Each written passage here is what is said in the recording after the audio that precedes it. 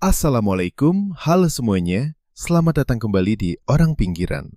Ruang di mana setiap isu kita bedah dengan argumen, bukan asumsi. Dengan logika, bukan drama kosong. Hari ini kita akan menanggapi sebuah video yang sedang ramai dibicarakan. Bukan sekadar ikut-ikutan, tapi karena ada sejumlah klaim di dalamnya yang perlu diuji, dianalisis, dan ditimbang secara objektif. Karena itu, sebelum kita masuk ke pembahasannya, mari kita simak terlebih dahulu videonya secara utuh. Kita lihat bersama apa yang sebenarnya disampaikan, agar setiap pendapat yang kita bangun nanti punya dasar yang jelas. Baik, ini dia videonya. Ya, pertama saya ingin mengucapkan kata-kata merdeka. Bahwa pada hari ini sebagaimana yang dijanjikan oleh Bapak Jokowi, beliau akan menunjukkan ketika ada undangan pengadilan dan pengadilan sudah mengundang untuk hadir. Ada berita yang sangat menggembirakan bagi kami. Yang pertama, yang seperti yang disampaikan tadi oleh tim kuasa hukumnya yang diketuai Pak JB Irfan, mengatakan hanya satu bukti. Satu bukti itu saya berikan, saya tekankan adalah kopi dari file scan. Jadi bukan kopi dari kopi, tapi kopi dari file scan laporan polisi kepada 9 terlapor ya. Itu yang pertama. Kemudian yang kedua, otomatis berarti tidak pernah di dalam persidangan hari ini, dan tadi majelis hakim mengatakan kalau sampai tanggal 13 tidak bisa menunjukkan bukti tambahan, artinya memang tidak pernah ada ijazah yang dihadirkan di persidangan ya. Kemudian yang kedua, UGM selaku tergugat 2, tergugat 3 yang notabene adalah tempat di mana Bapak Joko Widodo berkuliah dan sudah berulang-ulang dinyatakan oleh Bu Rektor, oleh Wakil Rektor ya, bahwa beliau alumni UGM, itu pun hanya menunjukkan kopi dari persidangan. Jadi tidak ada kopi ijazah pun tidak ada. Yang keempat, yang sangat menggembirakan, polisi selaku pihak yang menyita ijazah ya, yang kami gugat, dan inilah yang saya bilang kecerdasannya, polisi tidak mengajukan bukti. Nah, artinya sampai hari ini sidang itu tidak akan pernah ada yang namanya ijazah Pak Jokowi, dan makin menguatkan kepada kami memang ijazah itu tidak ada.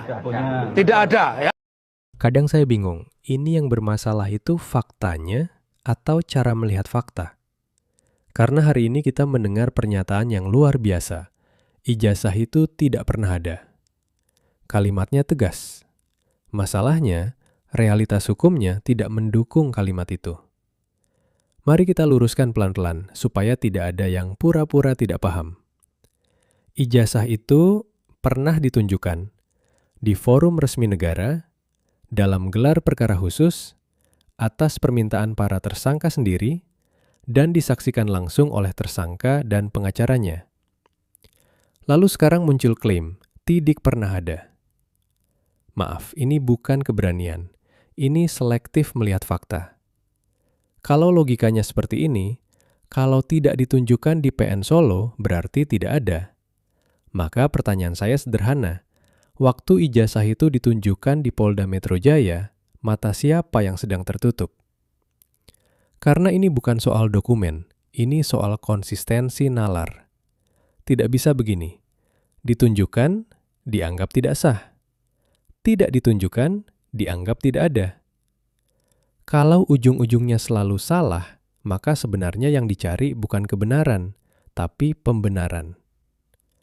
Yang lebih menarik lagi, pernyataan ini muncul setelah ada tersangka, ada proses pidana, ada gelar perkara khusus, ada bukti yang diperlihatkan. Lalu tiba-tiba muncul gugatan perdata CLS dan narasi di riset seolah semua itu tidak pernah terjadi. Ini bukan strategi hukum tingkat tinggi. Ini akrobat logika. Saya mau jujur sebagai penonton. Kalau seseorang melihat sesuatu secara langsung, lalu berkata, saya tidak pernah melihat, masalahnya bukan di objeknya. Masalahnya ada di cara melihatnya. Dan disinilah sindirannya terasa pahit. Bukan ijazahnya yang tidak ada, tapi kejujuran logika yang menghilang.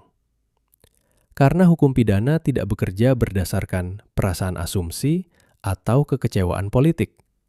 Hukum bekerja berdasarkan fakta dan proses. Mengatakan ijazah tidak pernah ada, padahal sudah ditunjukkan di forum resmi, itu sama saja seperti bilang, saya tidak mau mengakui apa yang sudah saya lihat. Dan itu sah sebagai pendapat pribadi, tapi gugur sebagai argumen hukum.